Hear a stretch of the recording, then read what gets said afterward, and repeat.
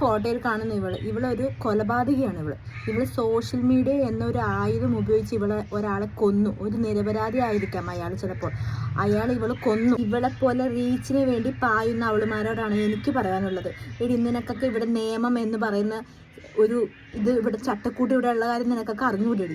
നിനക്കൊക്കെ അത് ഉപയോഗിക്കാൻ പാടില്ല നിനക്കൊക്കെ. അല്ലാതെ ഇങ്ങനെ ഒരു മനുഷ്യനെ നീയൊക്കെ ഇങ്ങനെ വ്യക്തിഹത്യ ചെയ്ത് അയാളെ കൊന്നു കളയേണ്ട ഒരു ആവശ്യം നിനക്കൊക്കെ ഉണ്ടോടി? നീയൊക്കെ ഒരു മനുഷ്യ ജന്മമാണോ? നീയൊക്കെ ഏത് ഇനത്തിലാണ് പെടും? നീയൊക്കെ എന്ത് ജന്തു നീയൊക്കെ? കഴിഞ്ഞ ദിവസം ഇദ്ദേഹത്തിൻ്റെ ഒരു വീഡിയോ, അതായത് ഇദ്ദേഹം അവളോട് അപമര്യാദയായിട്ട് പെരുമാറി എന്നൊരു വീഡിയോ ഇവള് ഇൻസ്റ്റാഗ്രാമും സോഷ്യൽ മീഡിയ എല്ലാത്തിലും കൂടി പ്രദർശിപ്പിച്ചിട്ടുണ്ടായിരുന്നു. അതിനെ സംബന്ധിച്ച് അതിൻ്റെ മനോവിഷമത്താൽ ഇദ്ദേഹം സൂയിസൈഡ് ചെയ്തു. ഒന്ന് ആലോചിച്ച് നോക്കിക്കേ. ഇവൾക്കിത് സത്യം പറഞ്ഞ് ഇവൾക്കിത് മാന്യമായിട്ടുള്ള രീതിയിൽ ഇതിനോട് ഇവൾക്ക് പ്രതികരിക്കാവുന്നല്ലേ ഉണ്ടായിരുന്നുള്ളൂ. ഇവൾക്കൊരു നിയമപരമായിട്ട് ഇവൾക്ക് അതിൻ്റെ മുന്നോടിയായിട്ട് പോകാൻ പാടില്ലായിരുന്നു. എന്തിനാണ് ഈ ക്രൂരത ഈ കുടുംബത്തിനോട് ഇവളെപ്പോലുള്ള ആളത് ചെയ്യണത്? എന്തിനാണ്?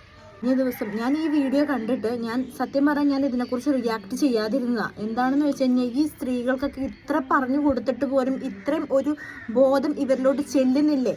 എന്തിനാണ് നിന്നെപ്പോലുള്ളവരൊക്കെ ഈ റീച്ചിന് വേണ്ടി കിടന്ന് ചാകുന്നത്? എന്തിനു വേണ്ടിയിട്ടാണ്?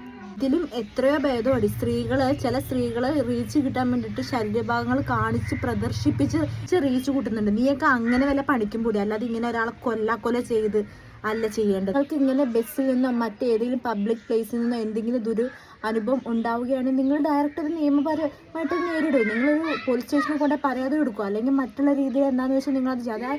അല്ലാതെ ഇതുപോലെ ഈ സോഷ്യൽ മീഡിയയിൽ കൊണ്ടിട്ട് ഇതാക്കുകയല്ല ചെയ്യേണ്ടത്. അത് ഒരു ഫാമിലിനെ തന്നെ തകർത്ത് കളയുക ചെയ്യണം. അദ്ദേഹത്തിൻ്റെ ഒരു കുഴപ്പമില്ല. അദ്ദേഹത്തിനെ കണ്ടുപിടിക്കും. ഇവളുടെ ഫോട്ടോയും വീഡിയോ സഹിതമുണ്ട്. ഇവൾക്കത് എവിടെയെങ്കിലും, അതായത് ഏതെങ്കിലും ഒരു പോലീസ് സ്റ്റേഷനിൽ കൊണ്ട് കാണിച്ചു കൊടുത്താൽ മതിയായിരുന്നു.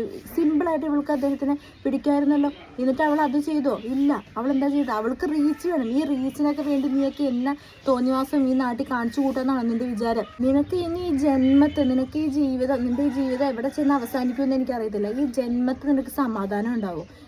ഈ അദ്ദേഹത്തിൻ്റെ കുടുംബത്തിൻ്റെ കരച്ചിൽ നിന്റെ തലയിൽ എന്നും ഉണ്ടാവും. നീ അത് മനസ്സിലാക്കി വെച്ചോ.